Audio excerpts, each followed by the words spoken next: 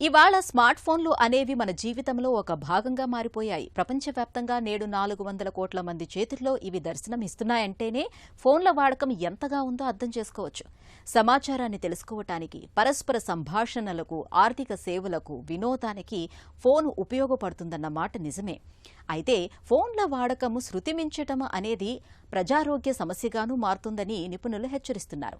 Smart ఫోన్లను అతిగా వాడటం, వాటిపై అతిగా ఆధారపడటం వల్ల పలు ఆరోగ్య సమస్యలు తలెత్తుతున్నట్లు ప్రపంచవ్యాప్తంగా జరిగిన అనేక పరిశోధనలు వెల్లడిస్తున్నాయి.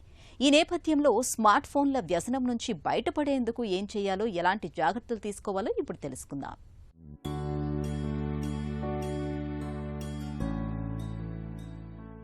సమాచారం, సోషల్ మీడియా, రోజువారీ వ్యవహారాలను చక్కబెట్టుకోవడంలో స్మార్ట్ ఫోన్లు బాగా తోడ్పడుతున్నాయనటంలో సందేహం లేదు. కానీ వీటి వాడకం మన పనులు, సంబంధాలకు విఘాతం కలిగిస్తుండటమే సమస్యగా మారుతోంది. మితిమీరిన ఫోన్ వాడకం అనేది మానసిక ఆరోగ్యాన్ని దెబ్బతీస్తుంది. నిద్రకు భంగం కలిగించటం, నొప్పులు, ముఖ్యంగా మెడ, భుజాల నొప్పులు వంటి శారీరక సమస్యలకు దారితీస్తుంది.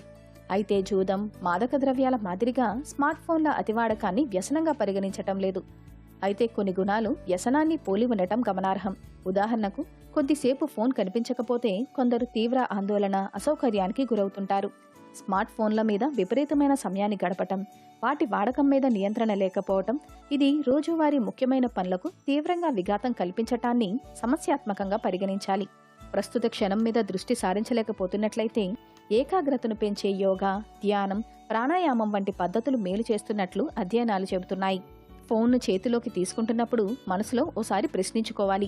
అది ఏమైనా పని కోసమా, లేకపోతే అలవాటుగా తాకుతున్నారా అని ఆలోచించాలి. ముఖ్యంగా ఫోన్ను పక్కన పెట్టిన కొద్ది నిమిషాల్లోనే దాన్ని పదే పదే చెక్ చేస్తున్నట్లయితే సందేహించాల్సిందే.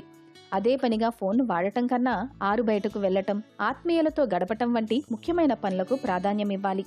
ఫోన్ వాడకానికి సమయాన్ని నిర్దేశించుకోవాలి. కావాలంటే ఉదయం, రాత్రి వేళల్లో ఓ గంటసేపు ఫోన్ వంక చూడొద్దని నిర్ణయించుకోవాలి. ఆ సమయంలో బయట నడవటం, వ్యాయామం చేయటం, రాత్రివేళ పుస్తకం చదవటం వంటి ఆరోగ్యకరమైన పనులు చేయొచ్చు. బస్సులో ప్రయాణం చేస్తున్నప్పుడు, ఎవరికోసమో ఎదురుచూస్తున్నప్పుడు విసుగు పుట్టినా దాన్ని అలాగే ఆస్వాదించటం అలవాటు చేసుకోవాలి. ఫోన్ వంక చూడకుండా పరిసరాలను, చుట్టుపక్కల వ్యక్తులను గమనిస్తూ ఉంటే విసుగు దానంతట అదే పోతుంది. అవసరం లేకపోయినా ఎప్పుడెప్పుడు ఎలాంటి భావోద్వేగాలకు గురైనప్పుడు ఫోన్ను వాడుతున్నారో గుర్తించగలిగితే సగం పని అయిపోయినట్లే. ఆయా పనులకు దూరంగా ఉండగలిగితే ఫోన్ వాడకాన్ని తగ్గించుకోవచ్చు. వీలైతే ఒక రోజు మొత్తం ఫోన్కు దూరంగా ఉండటానికి ప్రయత్నించొచ్చు. మరో రోజు ఫోన్ ఇంట్లోనే పెట్టి బయటకు వెళ్లి రావచ్చు. అప్పుడు ఎలా అనిపిస్తుందో గమనించొచ్చు. ఇలాంటి చిన్న చిన్న జాగ్రత్తలు తీసుకోవడం ద్వారా నెమ్మదిగా స్మార్ట్ ఫోన్ వ్యసనం నుంచి బయటకు రావచ్చు.